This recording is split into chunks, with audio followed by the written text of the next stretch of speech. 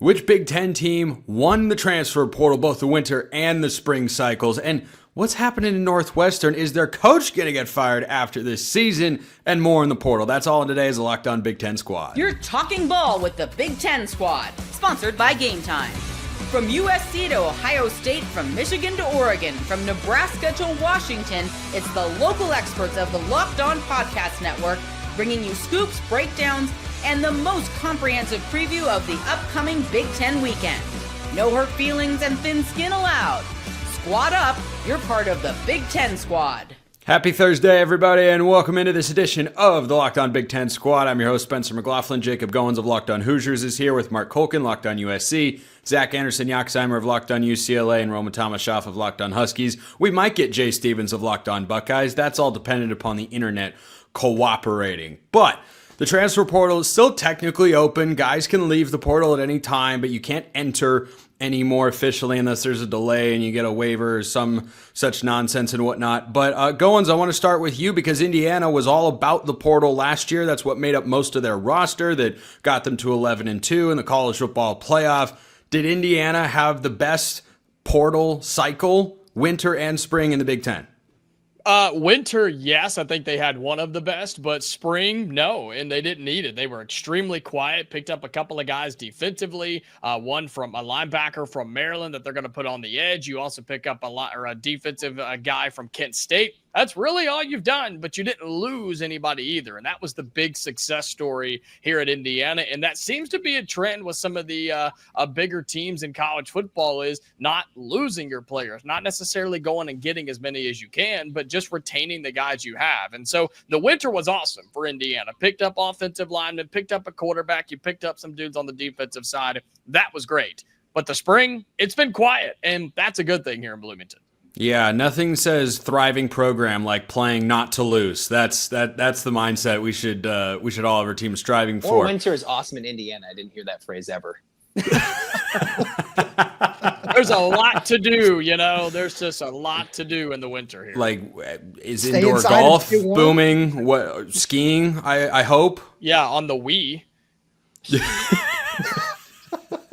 That's the indoor golf, but are you talking Wii skiing too? There's Wii skiing, right? Yeah, absolutely. Wii Sports Resort, man. You didn't play that growing up? No, I didn't have a Wii. I'd play one at friends' houses, so sparingly, shall we say, sparingly. Gotcha.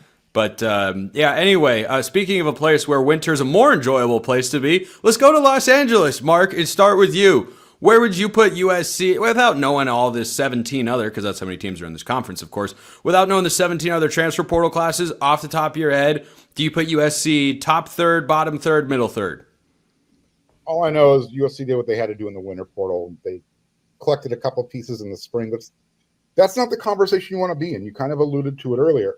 You don't want to be dipping into the portal a whole lot in the spring. You'd like to have your team your roster completed, going with the guys you retained, hopefully not losing a bunch of guys. So in the winter, USC went and grabbed 700 pounds from the SEC. They got Jamal Jarrett, Keyshawn Silver. They needed some help on the interior of the defensive line. That's amazing. A 700-pound football player. That's incredible. Incredible. The SEC between two players. They also added a couple of offensive linemen. They got the general, Jean-Ray Reed, who looks like he's going to be the starting center for USC this year. They got him from Syracuse. And then they got DJ Wingfield, a versatile guy who can play left guard, but also has experience at tackle for the offensive line. Other than that, USC picked up a couple of wide receivers.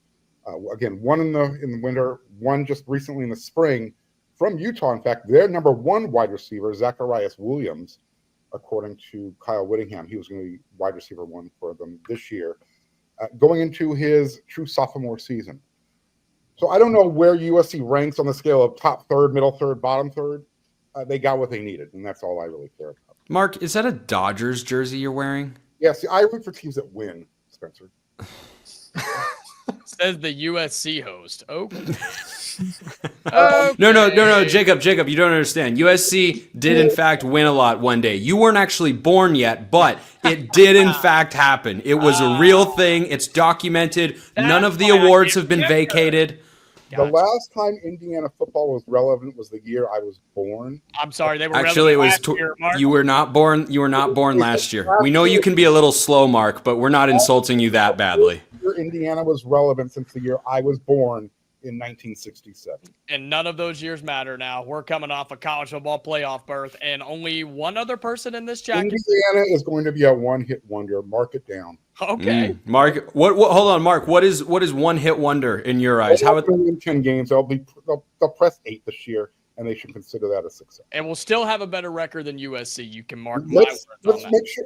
Bookmark this conversation, everyone. It is Right bookmarked. See this little red light up here in the top of the screen? That says recording. Yeah, no, we're bookmarking. We've got it down. Yeah. Well, now Mark has something in common with my ex-girlfriend, or two things rather. They're both Dodgers, and I don't really like either one. So that's okay. We can all get along. Is that what you said? What'd you say? Your ex-girlfriend dodged you? Is that what you said? No, she's a Dodgers fan. Yeah. Anyway, that's why you hate everything Los Angeles, Spencer. Okay. Well, that's just not true. Now we're getting somewhere. Now we're painting group therapy session. We're painting false narratives here. That's just not true. I go to Los Angeles regularly. And you never say hi? Well, no. I want to spend my time wisely. Wisely. Oh man. Yeah, I spend time here. This is what I consider, seeing you and whatnot. Going to my computer and seeing you, going like, all right, now I have seen Zach, and when I go to Los Angeles, I don't have to feel obligated to hit him up for lunch or something or anything like that. But it's on you next time, by the way. Okay. Ouch, but fine. Talk about UCLA in the portal outside of Nico. They sneakily UCLA's done some solid things, right? Like outside of Nico and Madden, the quarterbacks of the future. Yeah, it's funny. It's not like they did anything in the spring, right? No, they continued to add beyond Nico and Madden. They had people exit, of course, but that's what happens when you bring in the two quarterbacks. They brought in the Cal running back, Javian Thomas. They're adding depth at just about a lot of positions. They're replenishing the secondary. Even lately, they got the former Oregon Duck Roger Pleasant, who I'm not sure where he's going to stack in with the 10 or many DBs UCLA's brought in the transfer portal winter and spring. But the Bruins have done quite a bit. I'm not sure they've shored up every weakness in my mind with what's left to the NFL draft, more than USC. And then next thing you know, you got the likes of quarterback, running back. There's a lot to change between the coaching staff, between the players. The Bruins have done a lot. Obviously, you look at certain rankings, they're as high as number 4 in the country with their transfer class. You could argue whether they're top 4 or top 20. I'm not sure how you're that far off with different, the 24/7 sports, the rivals, and it's like, okay. But the Bruins have done a lot, and I think we'll see that show themselves on the field. Yeah, I agree with the metrics disparity, by the way. Like, if, 24/7's got him 19th. If Rivals had him, 12th, all right, that's the higher end of a difference, but that's still kind of within striking. 19-4? I don't really know. That's not adding up there. Something is way off. They know something we don't. I don't know. Roman, tell us something that we don't know about Washington and the transfer portal. Well, first of all, Spencer, it's great to hear that Washington is not the only program that's just stealing from Oregon left and right. Zach, great to see that. Mark, I don't know why you're taking that shot at me. I am neutral arbiter of college football. I have no personal affiliation. And hater of all things Los Angeles. Continue. That as well. Not all things, just a lot of things. Great to see 5-star offensive tackle Cody Green make his flip from Oregon to Washington. That's always great. But on the transfer portal front, Washington did grab one of the best overall players in the transfer portal in Takario Davis, a cornerback, where that's not necessarily the biggest need in the Big Ten, right? But a 6'4", 200-pound corner that moves the way he does with those kinds of ball skills. I'm really excited to see what he brings to the table. And then Washington, outside of that, they did what was needed. I don't know if you'd want to call it top third, middle third. Personally, I believe it's in the top third when you go and, like Mark, add 700 pounds of beef in terms of getting Antario Thompson, getting Simone Peppo away from Utah, someone I'm a big fan of. Tatayo Youngolele from Arizona is another. Looks like he's going to be a nice add from everything we've seen during spring practice. Is that another? Is that another? Yeah, he's a cousin. Yes. The reign on college football continues. They just have a stranglehold over all of us, and they always will. 100%. I mean, Mateo had a stranglehold on 10 and a half quarterbacks last year. So, yeah, I mean, that's an apt comparison. Anyway, continue. And then on the offensive line, you add a nice piece who's going to be a rotational guy in Garen Hatchett, who comes back after a year at Oklahoma, and Carver Willis, who is an all Big 12 honorable mention at right tackle. They're going to try him out at left tackle this year and see how that goes. And right now, it's just you look just throughout this transfer portal class, and it's you addressed positions of need, which is really important. Obviously, we'll see how that plays out this fall, but I like the direction they're headed in when it comes to the transfer portal. Yeah, I don't know this personally. I heard from some other guy out there, but Oregon was very quiet in the spring portal window. They did lose a punter. There's a punter out there. Yeah, he ended up at Washington. Oh, did he really? That's fine. I actually did not know that until this Breaking very news. moment. He You were also didn't telling go me to that Australia, for Roman? the first time. And that's why you come to Locked On Big Ten Squad. Yes, it absolutely is, because you get honest reactions like that. He's not a big distance guy, but downing inside the 20 and 10, chef's kiss. Oh, we're Chef's talking kiss. He's about really punters. good. Just We're talking moving about punters. on. Look, I'm just trying to give Iowa fans something to be excited about on this show. I just want to give the people exactly what they want. And I know exactly what you all want in the second segment, which is another FanDuel win total discussion. That is coming your way next.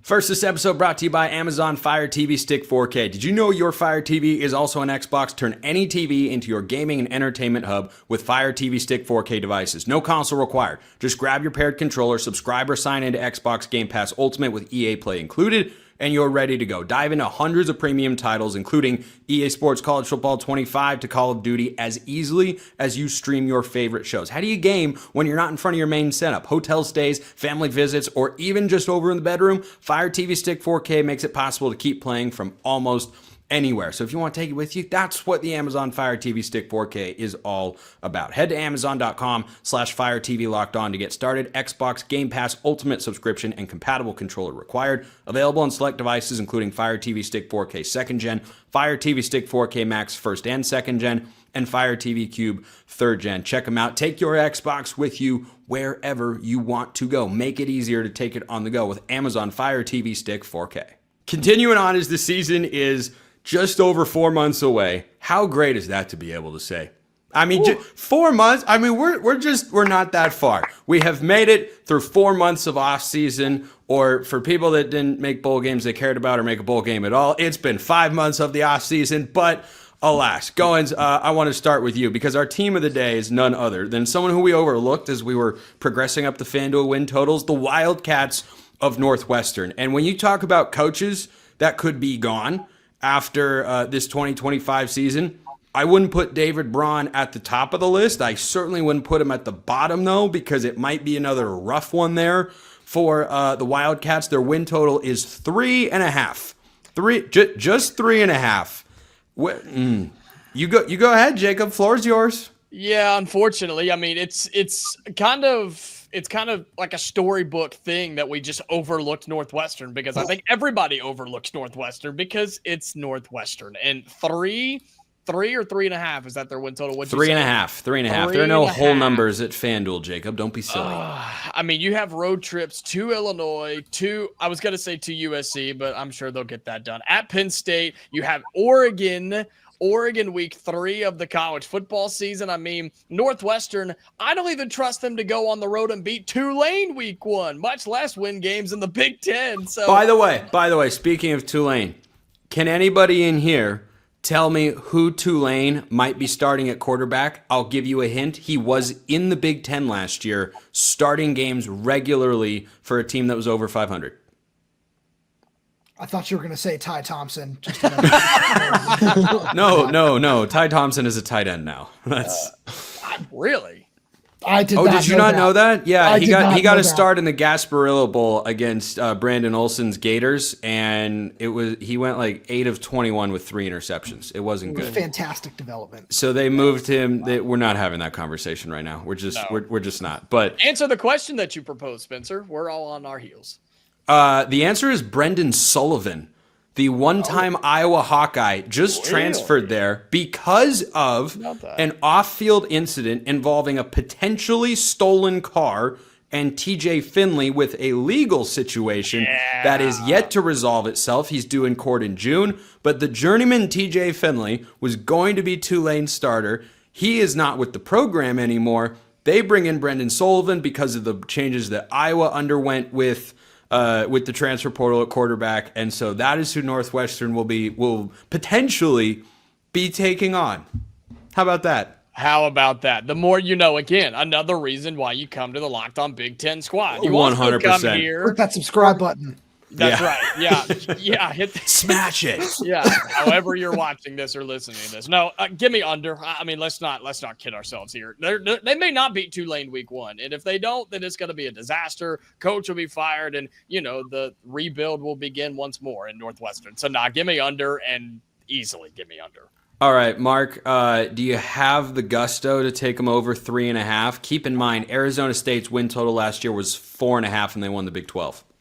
Yeah, I'll be honest with you. I really don't care about this segment right now. So if you want to go to Zach, it's Northwestern, right? Does anybody really care? Yeah, the Northwestern fans out there, Big Ten fans, who want to know Northwestern about the Tulane quarterback, and you just completely lost me for this segment. So I'll take Northwestern in the under. Next, the under. Zach, anyone going to go over here? The most interesting thing about Northwestern, they're still playing games at their, I believe, practice field. I visited that practice field. It's a nice little makeshift stadium. Can anybody say where they're playing their last 2 home games of the year? Wrigley Field. Yep, that's against Michigan and Minnesota. Those are going to be L's. At Illinois, first. That's an L. At USC, that's an L. At Nebraska, doesn't sound good. Purdue Hosting at home, UCLA, that's a win. Yeah, no, I agree. When they're playing, Louisiana Monroe in October, could that be their first win? I mean, obviously they play Western Illinois week 2, so they will get a couple of wins. Now, if UCLA is losing to Northwestern, then I'll just jump into a freezing cold ice bucket and just shiver. I don't know. There's can nothing. we make that official declaration? If UCLA loses to Northwestern in September, yeah, it'll be hot, though. It's in Southern California, it'll be hot, so it won't be painful. You can come to Bloomington. But here's the thing: if you make it cold enough, anything could be painful or uncomfortable. Yeah. We can make it something that and still UCLA will make you wear the Nico jersey. Those two things could. Happen. That's the most UCLA thing possible. That's well documented at this point. For any Bruins fans out there who don't know, because of my lack of affinity for the Bruins, I've extended an olive branch. If they win 7 games or more, I will buy with my own money a Nico jersey and I will wear it on the show for one show. You got to wear that for like a week straight, man. Yeah. All right, you know what? Fine. I'm confident enough. I'll up the ante. Week straight. A week of wearing a Nico jersey on the show. I'll do an ice bucket challenge if UCLA loses to Northwestern.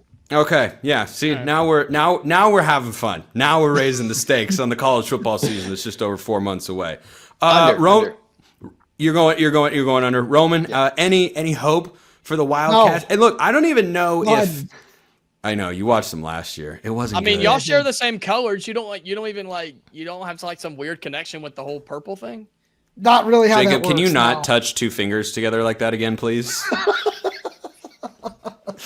What's going on? What bothered you about that? You didn't like the movie E.T. when he was growing up. It's okay. Yeah, obviously. Anyway, sorry, Roman. Family channel, keep it clean. Yeah. Jacob, I don't know where that question came from. I've literally never thought about that before in my entire life. I'm just trying to keep Mark entertained, man. I don't know. You know what? That's fair. But no, I don't know that any of us can do that at this point. No, you guys are still stuck on Wii, and I'm just like, I don't play video games.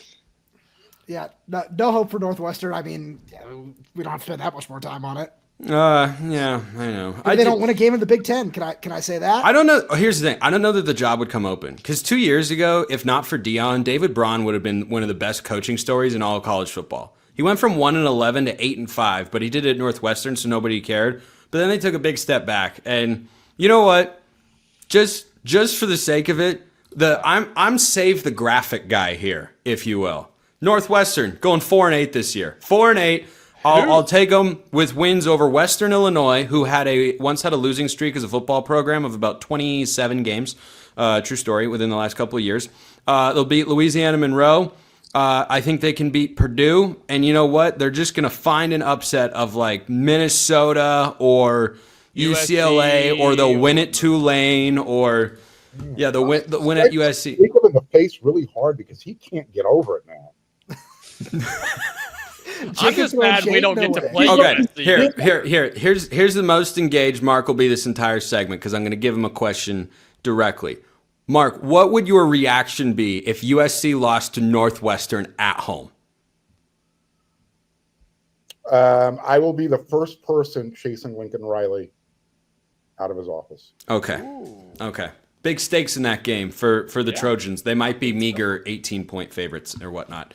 But hey, Ohio State was like a 20.5-point favorite against Michigan. So you truly never know. For the final segment, we're shifting back to the portal and a question for everyone here in the chat that we have not answered yet.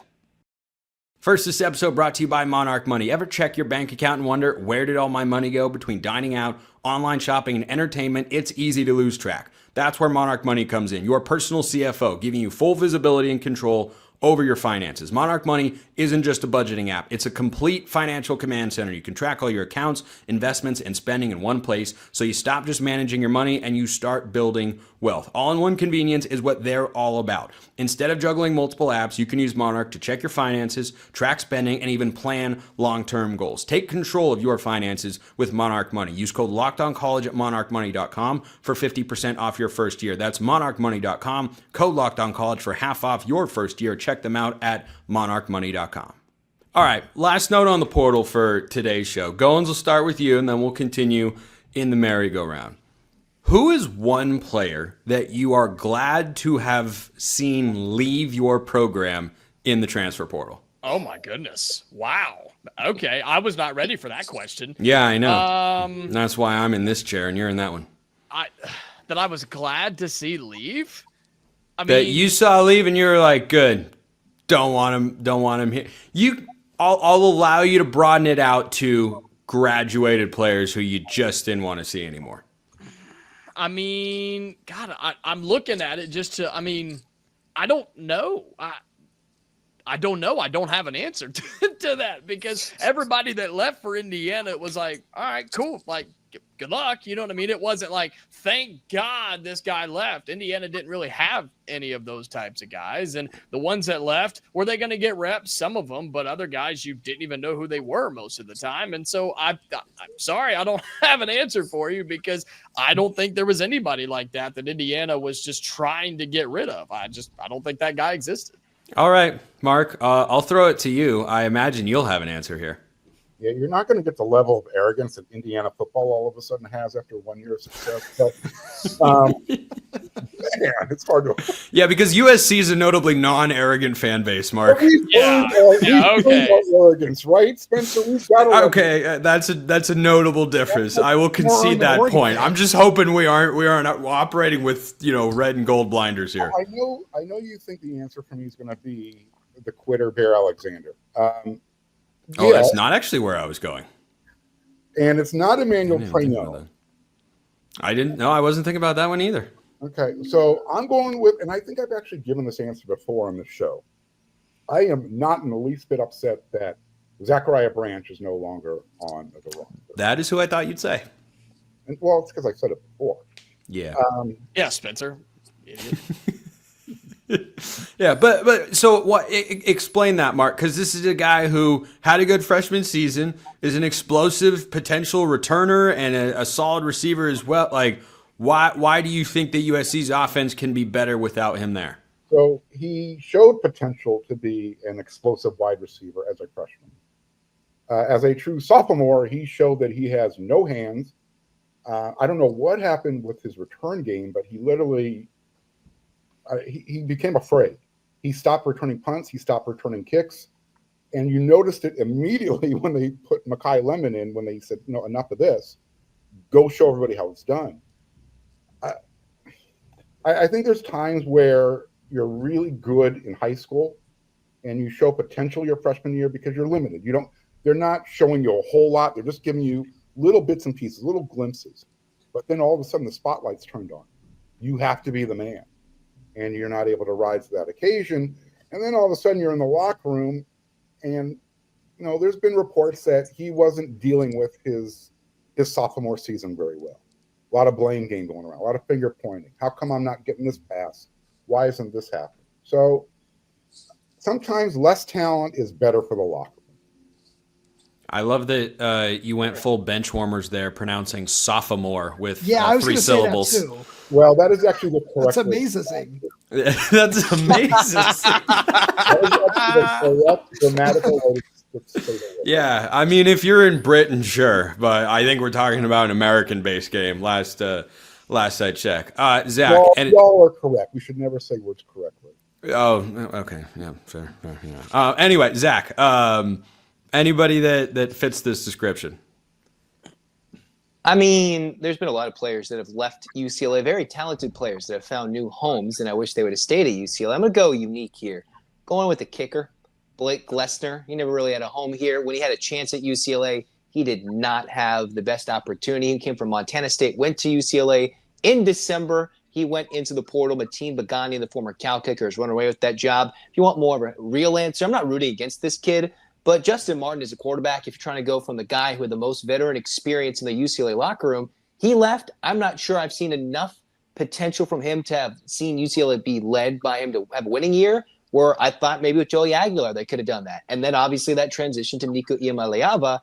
I think UCLA is doing okay at the quarterback position and definitely at the kicker position. Bam, bam.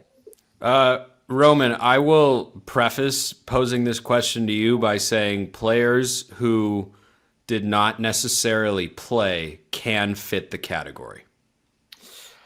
Yeah, I thought about going that route. I'm not going to, because I wanted to talk about the interior of the offensive line, where Spencer, as you know full well, neutral arbiter of college football that you are. Very.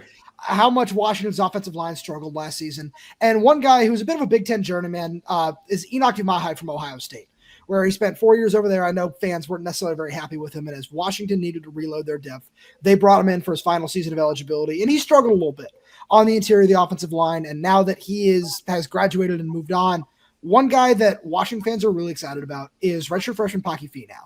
Now, if you talk to anybody around the program about this guy, he's a really exciting, big, athletic offensive lineman who might have a future at tackle. Right now, it looks like he's going to end up starting at one of the guard spots. I would say left guard at this point in time.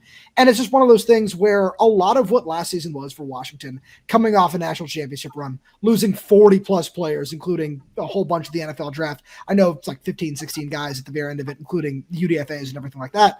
But just seeing what Washington's done in terms of reloading, Paki Finau looks like he's a big part of their plans along the offensive line. So seeing Enoch Umahai, who was certainly very frustrating to watch at times in 2024, move on, it's just one of those things where, with DeMond Williams taking over in 2025, there's certainly more to be excited about along the offensive line this year. Roman, you might get this reference. You might not. But one thing I was thinking about as the answers to this question unfolded was sometimes coaching staffs need to have the option removed to play certain players because they can get stuck with familiarity or because they know the guy or like him personally. I think about this with the Mariners right now and Trent Thornton. Oh, man. So not good. Like that was what I thought of with this question was like, look, he might be a perfectly fine guy, but Dan Wilson needs to not have the ability to put him in the game. Like the option needs to be removed. You got to get rid of it. So on that optimistic note, we'll wrap the Locked On Big Ten squad for the week. Jacob Goins, Locked On Hoosiers. Mark Colkin, Locked On USC. Zach Anderson, Yoxheimer, Locked On Bruins. Roman Tomashoff, Locked On Huskies. I'm Spencer McLaughlin, Locked On all over the place. Appreciate everyone listening. I will see you next time. And until then, hope you have a wonderful rest of your day.